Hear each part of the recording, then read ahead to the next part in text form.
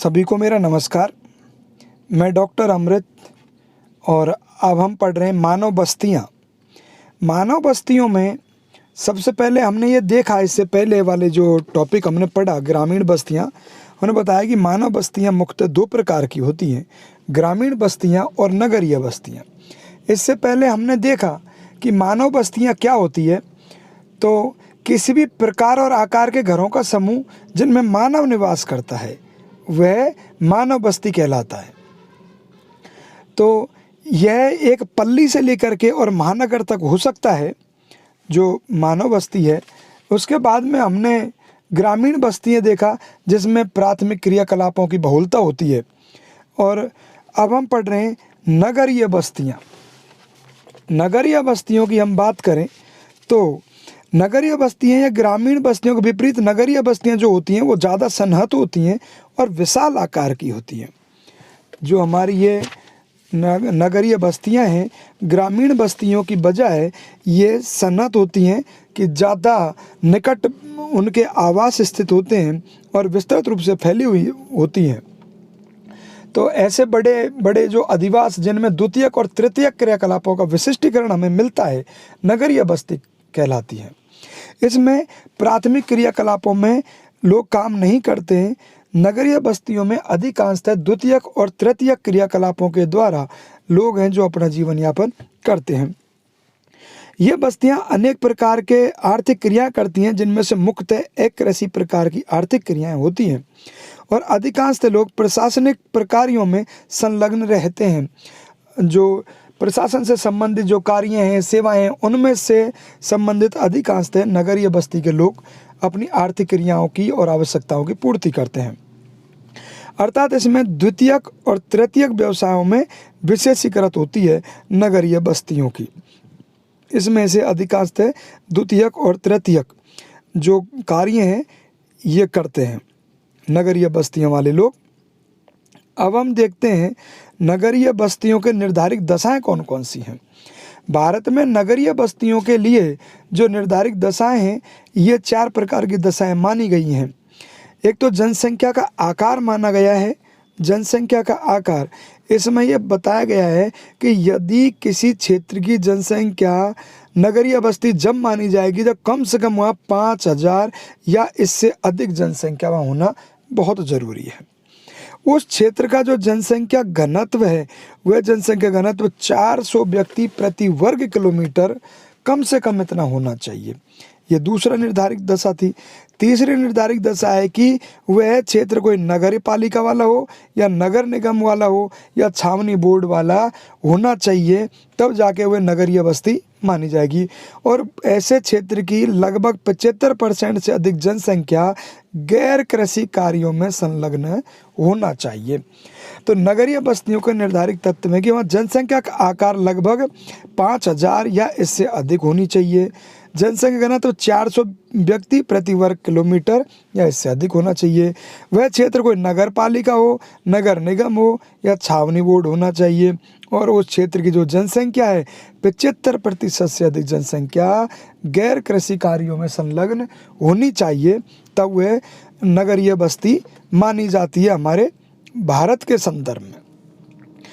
इसके बाद में हम देखते हैं कि अब नगरीय बस्तियों का जो भारत में नगरों का हम विकास देखते हैं कि भारत में नगरों का विकास किस प्रकार से हुआ है।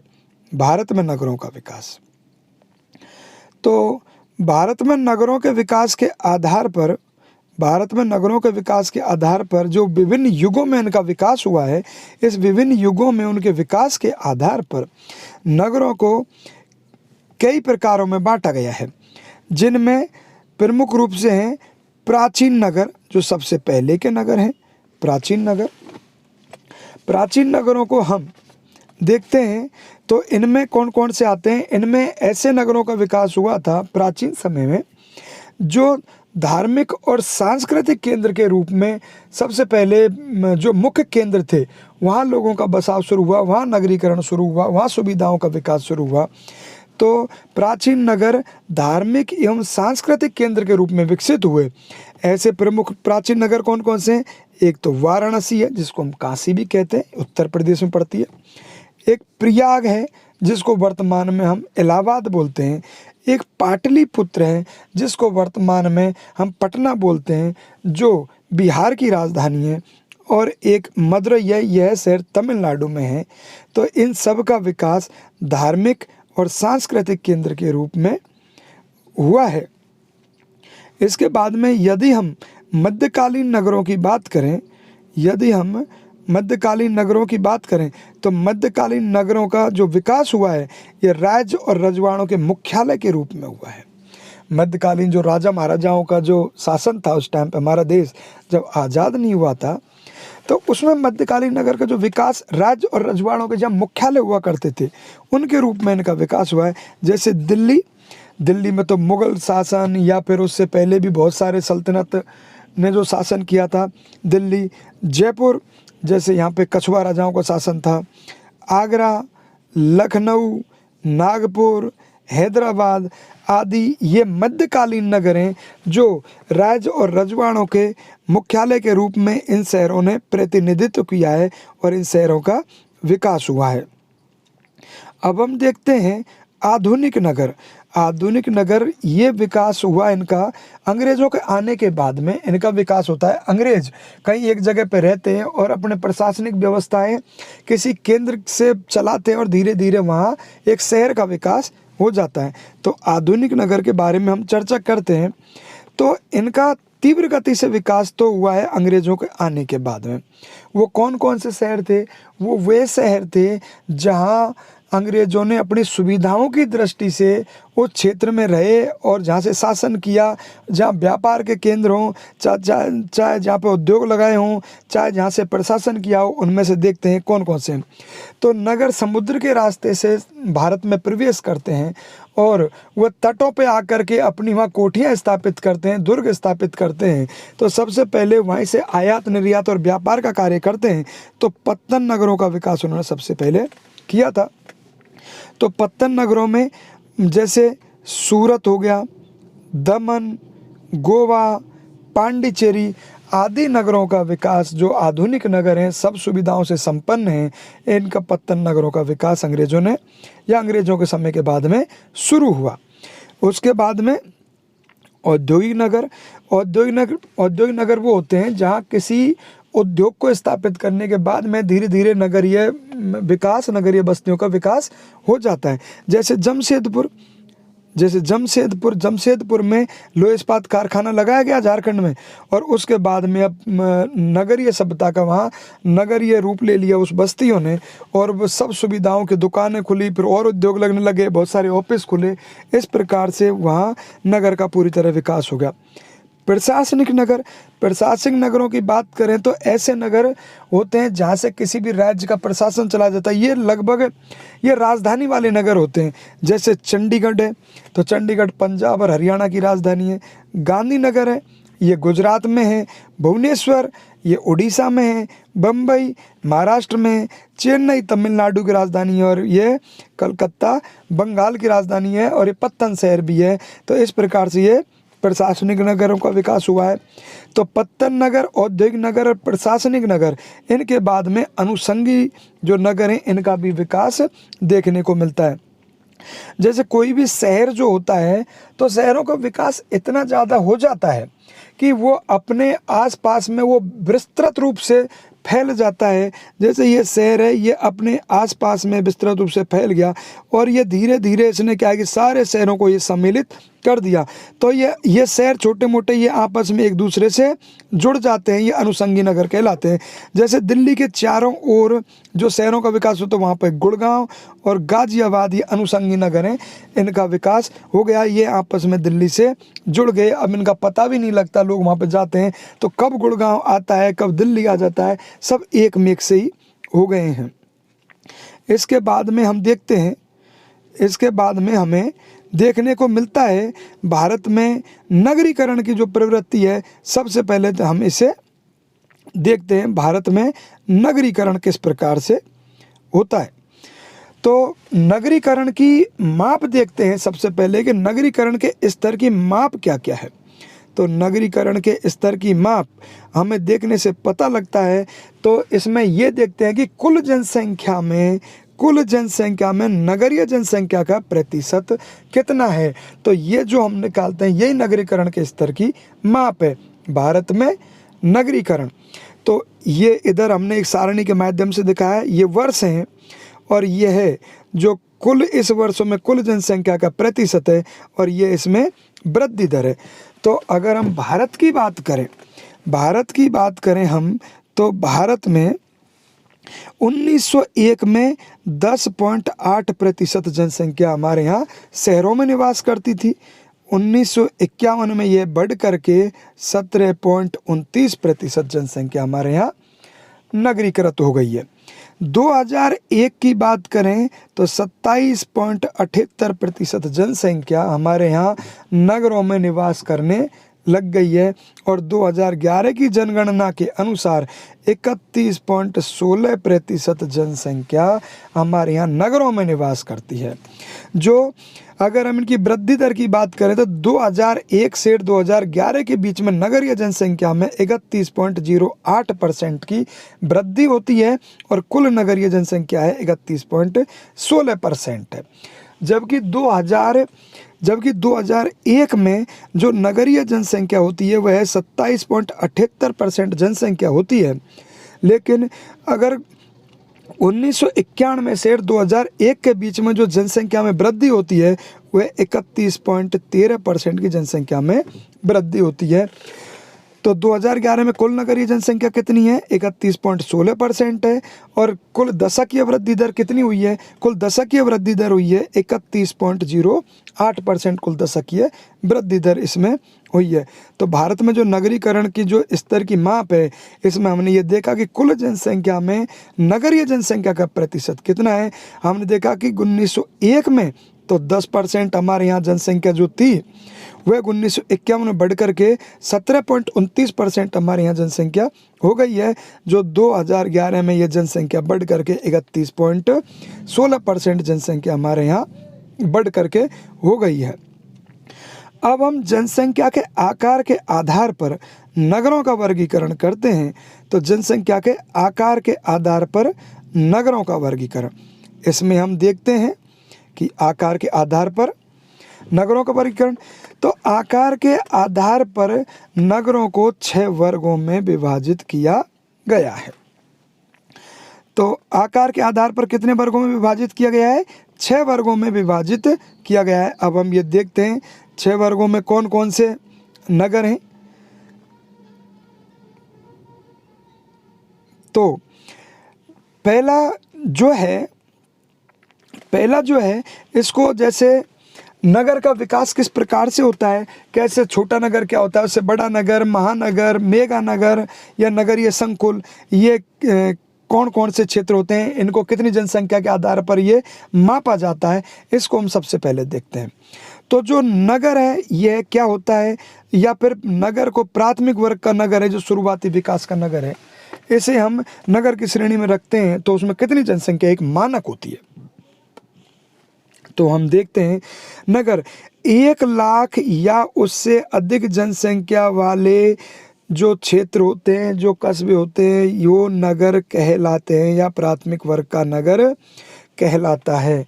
तो ऐसा क्षेत्र, ऐसा जनसंख्या का संकुल प्रदेश या ऐसा जनसंख्या सन्निहित प्रदेश जहाँ की जनसंख्या 1 लाख या उससे अधिक जनसंख्या है, उसे हम नगर कहते हैं या प्रथम वर्ग का नगर कहते हैं। अब हम देखते हैं महानगर क्या होता है। महानगर 10 लाख से 50 लाख की जनसंख्या के बीच में महानगरों में जनसंख्या पाई जाती है। तो वैसा क्षेत्र जहां 10 लाख से 50 लाख के बीच में जनसंख्या हो, उस शहरी क्षेत्र को हम महानगर कहते हैं। तीसरा है मेगा नगर। 50 लाख से अधिक जनसंख्या वाले शहरी क्षेत्र को मेगा नगर कहते हैं। 50 लाख से अधिक जनसंख्या वाले क्षेत्र को मेगा नगर कहते हैं। नगरीय संकुल क्या होता है, जो अनेक महानगर होते हैं और अनेक मेगा नगर होते हैं। ये नगरीय संकुल कहलाते हैं। ऐसे क्षेत्र मिल जाते हैं तो ये बहुत बड़ा एक क्षेत्र बन जाता है, तो ये नगरीय संकुल कहलाते हैं। एक दूसरे से ये मिल जाते हैं। बृहत जो नगरीय क्षेत्र होता है जिनका विस्तार बहुत अधिक होता है, छोटे छोटे शहर मिल करके, तो ये नगरीय संकुल कहलाते हैं। जैसे आजकल वर्तमान में बृहत मुंबई है। बृहत मुंबई, इसकी जनसंख्या वर्तमान में कितनी है? 1,84,00,000 जनसंख्या मुंबई की है, जिसे बृहत मुंबई कहते हैं। यह सबसे बड़ा नगरीय संकुल है मुंबई हमारे भारत का। तो नगर क्या हुआ? नगरों को 6 वर्गों में विभाजित किया गया। तो 1 लाख से अधिक जनसंख्या वाले शहरी क्षेत्र नगर कहलाए। 10 लाख से 50 लाख की जनसंख्या के बीच में क्षेत्र जो महानगर कहलाए। और 50 लाख से अधिक जनसंख्या वाले क्षेत्र मेगा नगर कहलाए। और जो अनेक छोटे छोटे नगर मिल करके एक बहुत बड़ा नगरीय संकुल जो बनता है, वह जैसे कि बृहत मुंबई, ग्रेटर मुंबई, जिसकी जनसंख्या वर्तमान में 1,84,00,000 है। तो ये सबसे बड़ा नगरीय संकुल है हमारे भारत का। तो हमने ये देखा जनसंख्या के आकार के आधार पर नगरों का भी वर्गीकरण देखा। अब हम देखते हैं नगरों के विशिष्ट कार्यों के आधार पर नगरों का वर्गीकरण। तो विशिष्ट कार्यों के आधार पर नगरों के वर्गीकरण को हमने देखते हैं तो हम पाते हैं कि जो भारत में नगरों का विशिष्ट कार्यों की प्रधानता के आधार पर जो नगर हैं, इन्हें 9 वर्गों में विभाजित किया गया है। कितने भागों में विभाजित किया गया है?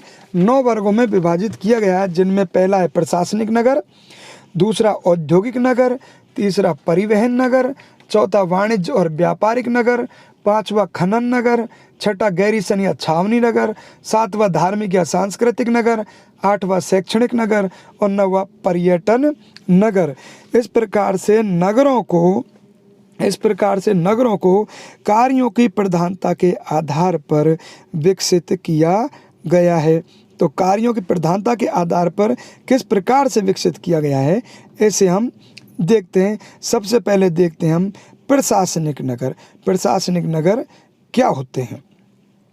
तो प्रशासनिक नगर हम सबसे पहले देखते हैं कि प्रशासनिक नगर किस तरीके से।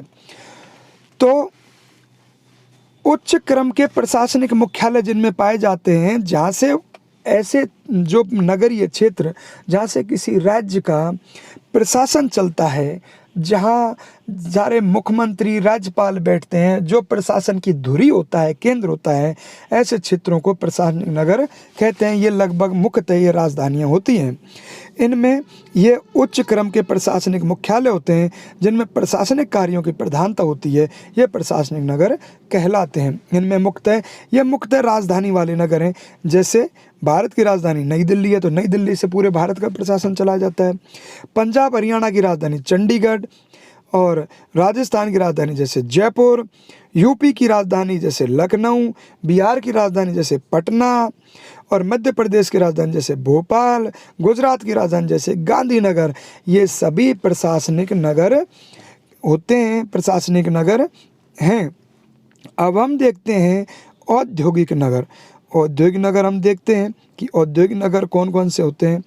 कि उद्योगों के बसाव के कारण जहाँ पर नगरों का विकास हुआ है, ऐसे नगरों को हम औद्योगिक नगर कहते हैं। उनमें कौन कौन से? एक तो मुंबई, सलेम तमिलनाडु में है, जमशेदपुर, भिलाई, ये भिलाई छत्तीसगढ़ में है। तो इस प्रकार से बोकारो, ये अनेक प्रकार के नगर हैं। मुंबई, सलेम, जमशेदपुर, भिलाई, ये सब औद्योगिक नगर हैं जो हमारे यहाँ उद्योगों के कारण विकसित हुए हैं। इसके बाद में हम देखते हैं परिवहन नगर। परिवहन नगरों के बारे में हम बात करें तो हम पाते हैं कि परिवहन नगर कहाँ पे? जहाँ एक तो ये बंदरगाह नगर, जहाँ से आयात निर्यात होता है, वहाँ परिवहन की ज़रूरत पड़ती है हमें। ठीक है। और आंतरिक परिवहन के हिसाब से भी हमारे यहाँ पूरे भारत में काफ़ी नगरों का विकास हुआ है। जैसे एक तो बंदरगाह है, वहाँ भी परिवहन की सुविधाओं का विकास हुआ है। तो परिवहन नगर में क्या होता है, वहाँ से साधन वस्तुओं के आयात निर्यात के लिए काफ़ी सारे परिवहन की सुविधाओं का विकास होता है। ऐसे बंदरगाह नगर भी खूब है हमारे यहाँ, जहाँ से आयात निर्यात होता है। जिनमें कौन कौन से हैं? मुंबई है महाराष्ट्र में, कांडला बंदरगाह नगर है जो गुजरात में है, कोच्चि नगर है ये केरल में है, विशाखापट्टनम है तो विशाखापट्टनम ये आंध्र प्रदेश में है। इसके अलावा आंतरिक परिवहन के केंद्र भी हैं, जहाँ से वस्तु और सेवाओं का आयात निर्यात या एक जगह से दूसरी जगह उनका वितरण होता है। जहाँ वितरण केंद्र जैसे मुगल सराय है, इटारसी है, कटनी है, टूंडला है, ये बड़े रेलवे के जंक्शन है। टूंडला, कटनी एक ज़िला है मध्य प्रदेश में। तो ये परिवहन नगर हैं। परिवहन के साधनों सुविधाओं के कारण नगरों का खूब विकास यहाँ पे हुआ है। मुगल सराय, इटारसी, कटनी, टूंडला प्रकार के जो नगर हैं ये परिवहन नगर हैं, जिनका आयात निर्यात के कारण या जिनमें आर्थिक क्रियाओं के कारण ये नगरों का विकास हुआ है। इसके बाद में हम देखते हैं वाणिज्यिक नगर। ये वाणिज्यिक नगर या व्यापारिक नगर जो हैं, ये इनका विकास किस प्रकार से हुआ है हम ये देखते हैं। तो व्यापार और वाणिज्य में प्रधानता वाले जो नगर हैं ये वाणिज्यिक या व्यापारिक नगर कहलाते हैं। इनमें कौन कौन से नगर आते हैं? एक तो आता है कोलकाता, जहाँ से व्यापार खूब अच्छा होता है। एक आता है मुजफ्फरनगर, सहारनपुर यूपी में, और हापुड़, ये व्यापारिक और वाणिज्यिक नगर हैं जो व्यापार और वाणिज्य की प्रधानता के आधार पर इनका विकास हुआ है। इसके बाद में हम देखते हैं खनन नगर। खनन नगर के बारे में हम बात करें तो यहाँ पर काफ़ी सारे जो खनिज होते हैं उनमें से ये संपन्न क्षेत्र हैं जहाँ पर खनिज निकाला जाता है। धीरे धीरे वहाँ पर दुकान, मकान, कंपनियाँ स्थापित हो गई। उन क्षेत्रों में नगरों का विकास हो गया है। तो खनिजों से संपन्न जो विकसित नगर हैं वो खनन नगर कहलाते हैं। तो रानीगंज और झरिया, ये इनमें कोयला निकला था, तो कोयला निकलने के कारण इनका नगरों का विकास हो गया है। डिगबोई, ये तेल क्षेत्र के कारण, अंकलेश्वर गुजरात में, ये तेल क्षेत्र के कारण यहाँ तेल निकलता है, तेल का खनन होता है, इसके कारण ये खनन क्षेत्र का या खनन नगरों का इनका विकास हो गया है। तो छठा नंबर के देखते हैं हम गैरीसन छावनी। गैरीसन मतलब ये छावनी नगर जो होते हैं इन्हें गैरीसन कहते हैं। इन नगरों का विकास सैनिक छावनियों के रूप में हुआ है, जहाँ सैनिकों की बटालियन रहती है, स्थायी बटालियन वहाँ पर रहती है। तो वहाँ धीरे धीरे सैनिक छावनी क्षेत्र होता है। वहाँ उनकी पूर्ति के लिए काफ़ी सारी दुकान, बैंक और कार्यालय खुल जाते हैं और वहाँ पर एक उस छावनी क्षेत्र में नगरों का विकास हो जाता है, जिन्हें गैरीसन या छावनी नगर कहते हैं। इन नगरों का विकास है सैनिक छावनियों के रूप में हो गया है। जैसे वर्तमान में अम्बाला में जो ये नगर है इसको छावनी नगर है, गैरीसन नगर कहते हैं। नीमच में, बबीना जो मध्य प्रदेश है वहाँ, ऊधमपुर में, ये सभी नगर, ये जो नगर हैं ये सब ये गैरीसन नगर हैं, ये छावनी नगर हैं, जिनका सैनिक छावनियों के रूप में इनका विकास हुआ है। तो अब हम देखते हैं 7वें नंबर पर जो नगरों का विकास है, ये विशिष्ट कार्यों के आधार पर हम नगरों को वर्गीकृत कर रहे हैं। तो धार्मिक और सांस्कृतिक के आधार पर, धर्म और संस्कृति के आधार पर या धार्मिक और सांस्कृतिक आधार पर जो नगरों का विकास हुआ है वो कौन कौन से नगर हैं? इनमें एक तो मथुरा है जो कंस की राजधानी हुआ करता था, कृष्ण भगवान का क्षेत्र हुआ करता था। वृंदावन है तो ये धार्मिक नगरी के रूप में इनका विकास हुआ है। हरिद्वार है जो गंगा नदी के किनारे है, तो यहाँ पर इनका विकास हुआ है। वाराणसी है, काशी जो यूपी में है, वह काशी का विश्वनाथ मंदिर है और गंगा के घाट हैं तो धार्मिक नगरी है, वहाँ उनका विकास हुआ है। अजमेर है जहाँ पे ख्वाजा मोइनुद्दीन चिश्ती की दरगाह है, जहाँ पे सारे लोग दर्शन करने के लिए जाते हैं। और पुष्कर है उसके बगल में, जहाँ एकमात्र विश्व का ब्रह्मा जी का मंदिर है, सावित्री का मंदिर है, उनका विकास है। गया है तो गया में भगवान जो बुद्ध है उसका एक क्षेत्र है, भगवान बुद्ध का, वहाँ उन्होंने प्रवचन दिए थे, उपदेश दिया था। और तिरुपति है, तिरुपति का बालाजी तो बहुत फेमस है, जो आंध्र प्रदेश में है। तो धार्मिक और सांस्कृतिक नगरों का विकास इस प्रकार से हुआ है। ये वो नगर हैं: मथुरा, वृंदावन, हरिद्वार, वाराणसी, अजमेर, गया, तिरुपति। उसके अलावा कई ऐसे जो शहर हैं हमारे भारत में जिनकी पहचान शिक्षा की दृष्टि से अपने आप में बहुत बड़ी है, जो इंजीनियरिंग की फैक्ट्री कहा जाता है, जिन्हें जो पीएमटी डॉक्टरेट की डिग्री कराते हैं, और शिक्षा के अनेक वहाँ पर संस्थान हैं जिनके आधार पर उन नगरों की पहचान बनी है। दूर दूर से लोग कोचिंग करने के लिए या फिर वहाँ से डिग्री हासिल करने के लोग जाते हैं। ऐसे नगर जो शिक्षा के केंद्र के रूप में उनका विकास हुआ है।